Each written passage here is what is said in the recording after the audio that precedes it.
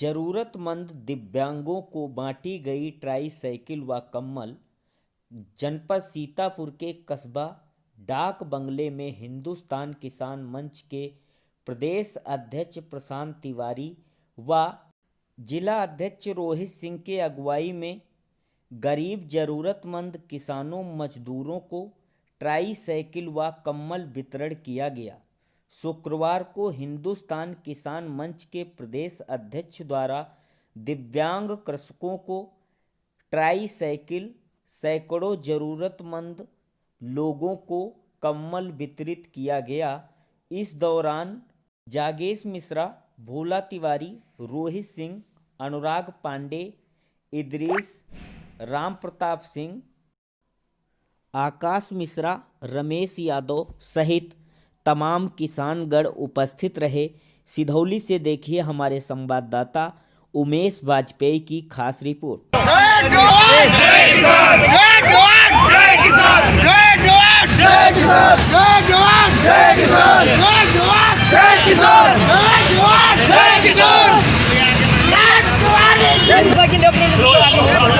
और हिंदुस्तान किसान मंच हमेशा कार्यक्रम सामाजिक करता रहता है, तो मैंने सोचा कि साल का पहला दिन है तो किसी मंदिर में मत्था टेकने से अच्छा है गरीबों का दिल में उतरा जाए। तो आज हिंदुस्तान किसान मंच ने एक कसमंडा क्षेत्र के और एक सिधौली ब्लॉक क्षेत्र के 2 विकलांगों को ट्राई साइकिल और भारी मात्रा में कंबल वितरण कार्यक्रम करने का सोचा था, जो कि चल रहा है सुचारू रूप से। अच्छा, दिल्ली में बैठे किसानों के बारे में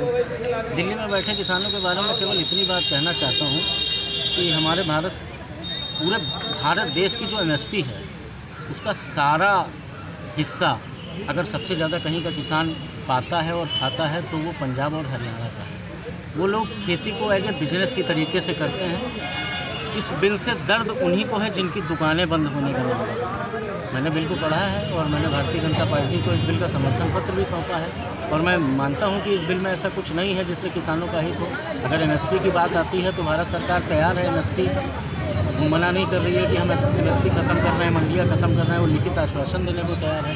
7-7 बार 6-6 बार बातें करने के लिए किसानों को बुलाया जा चुका है, बातों का हल नहीं निकला है। केवल इस बात पे अड़े हैं कि नहीं, तीनों बिल वापस ले लीजिए। तो ये तो शुरुआत है। अगर तीनों बिल वापस हो जाएंगे तो अभी एनआरसी का भी विरोध होना शुरू हो जाएगा, उनके बिल वापस करने की भी मांग शुरू हो जाएगी। अगर बिल में कुछ दिक्कतें हैं तो आप बैठिए, बात करिए। जब भारत सरकार तैयार है कि हम उसमें जो कमियां हैं उनको दूर कर देंगे तो आप बैठ के बात करने के लिए तो कुछ किसान संगठनों का मानना है कि इस बिल के माध्यम से सरकार खेती नहीं बल्कि उनकी ज़मीन खरीदना चाह रही है, फसल नहीं। इस बारे में आप क्या कहना चाहेंगे? मैं आपको बहुत स्पष्ट रूप से बताना चाहता हूँ कि जब आप इस बिल का अवलोकन करेंगे तो उसमें केवल खेत की फसल का कॉन्ट्रैक्ट होना लिखा है, उसमें किसान की कहीं ज़मीन का कॉन्ट्रैक्शन होना ही नहीं है।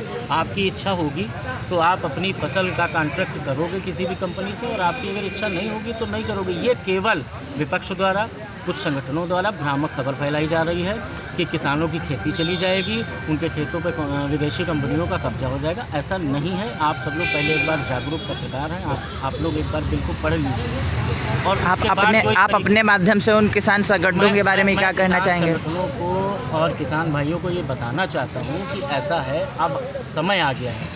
आज़ादी के इतने सालों के बाद किसानों के नाम पे कहीं कोई बिल नहीं बना था, लेकिन ये बिल बना है। तो इसको एक बार मौका दीजिए, इसको ज़मीन पे आने दीजिए, साल 6 महीने इस बिल का फ़ायदा और नुकसान देखिए, उसके बाद आप विरोध करिए। अगर उसके बाद लगता है कि नहीं ये किसान बिल विरोधी है तो मैं आप लोगों के माध्यम से ये बताना चाहता हूँ किसानों को कि आप जो अपनी अपनी दुकानें चला रहे हैं उनकी भ्रामक खबरों पर मत जाइए और अपना ज्ञान स्वयं बढ़ाइए।